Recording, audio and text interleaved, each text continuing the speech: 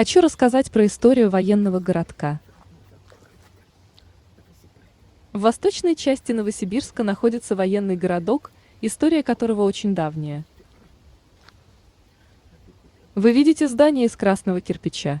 Это батальонная казарма. Она? Не одна? Таких зданий тут много.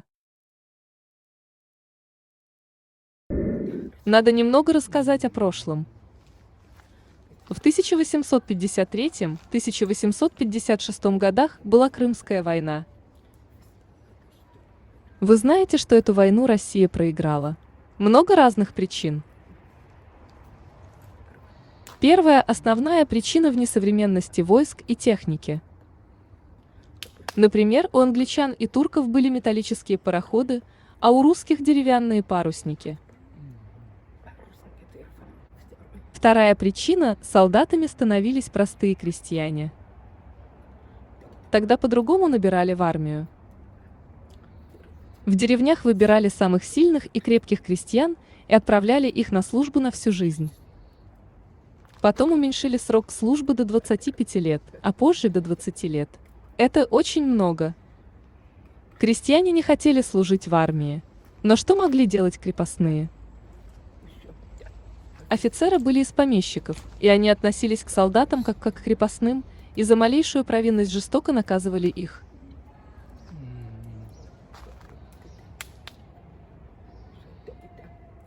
Кормили и одевали солдат не очень хорошо.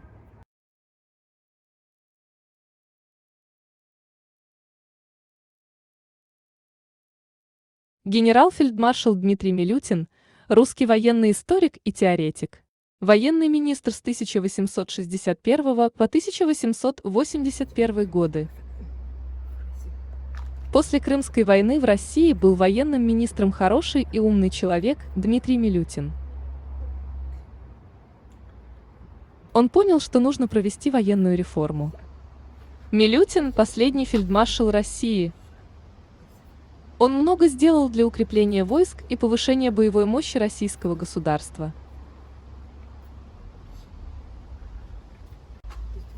В 1862 году Милютин написал план военной реформы и представил царю Александру II.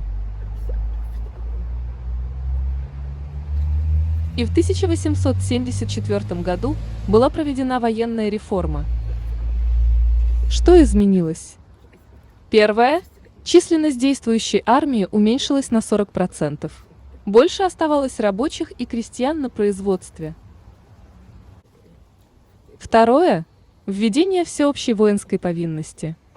Раньше из 1000 крестьян выбирали 10 человек и их посылали на пожизненную службу. Теперь же призывались все от 20 лет. В пехоте служили 6 лет, во флоте 7 лет. После службы отпускали домой. Если кто-то имел среднее образование, то он служил 5 лет, а с высшим образованием 6 месяцев. Третье. Были созданы военные юнкерские училища, военные академии, где готовили кадровых, профессиональных военных и офицеров. Раньше новобранцы учились сражаться сразу на войне. Тогда много погибало.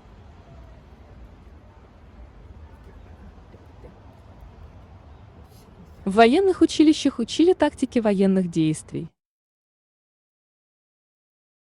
Юнкера. Военного училища. Четвертое. Улучшение системы военного руководства.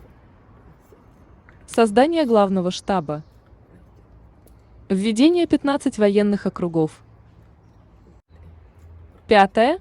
Организовали обученные резервы, которые в случае войны увеличат количество солдат в 3 раза.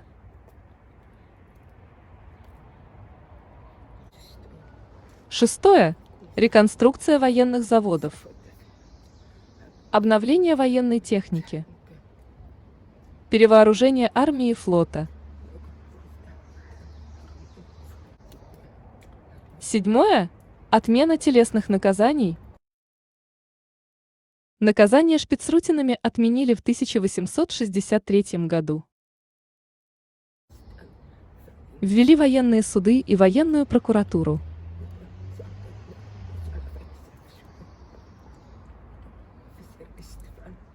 Теперь судили не только солдат, но и офицеров. Дисциплина в армии повысилась. Улучшилось продовольственное снабжение. Тогда и начали строить казармы для комфортного жилья солдат.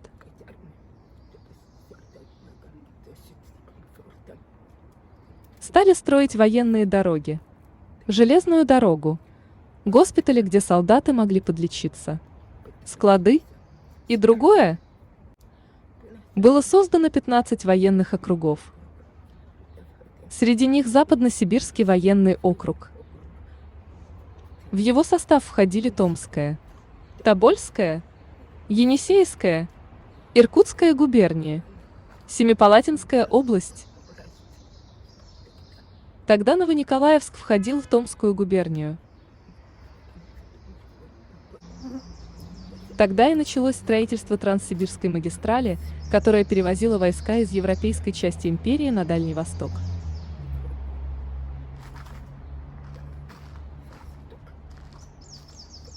Транссиб отлично справлялся со своей работой. Каждый день по железной дороге проходило 28 эшелонов с войсками и техникой. Ни одного ЧП не было. Отличная работа. 7-я сибирская стрелковая дивизия на марше по железной дороге. Фото начала 20 века. Бойцы Чехословацкого корпуса у вагонов на Транссибе. Эшелоны шли от Москвы до Дальнего Востока 2-3 недели. Долго? Военные уставали от долга пути. И решили построить в Новониколаевске военно-остановочный пункт, чтобы солдаты могли отдохнуть, принять горячую еду, помыться, постирать и подлечиться. Решено было строить тут военный городок. Тем более, что Новониколаевск находился на пересечении торговых и транспортных путей.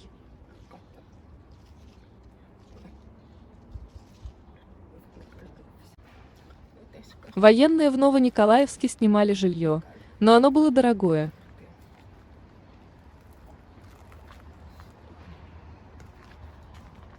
А тут еще после окончания русско-японской войны вернувшиеся из Маньчжурии войска перевели сюда, в Сибирский военный округ.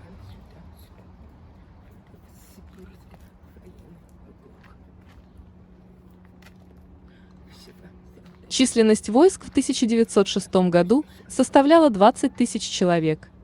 Остров стал квартирный вопрос.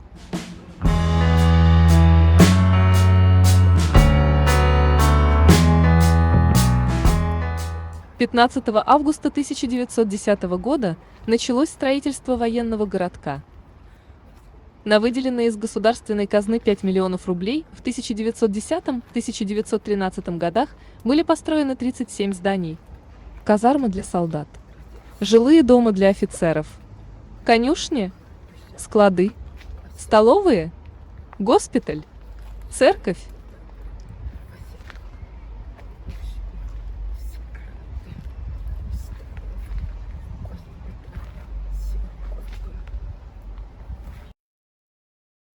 Новониколаевск. Военный городок. Фото 1913 года. Фотограф Овчин. Вид с правого берега реки Каменка. Фото сделано между 1913 и 1917 годом. Вид на военный городок в районе Ядринцевского спуска. Фотограф неизвестен. Батальонная казарма. Фото 1913 года. Фотограф Толстоухов. Мастерская и кузница. Здание не сохранилось. Фото 1913 года. Фотограф Толстоухов. Дом жилой для офицеров.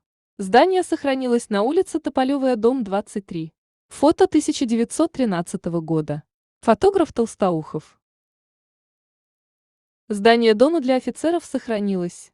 Фото 2021 года.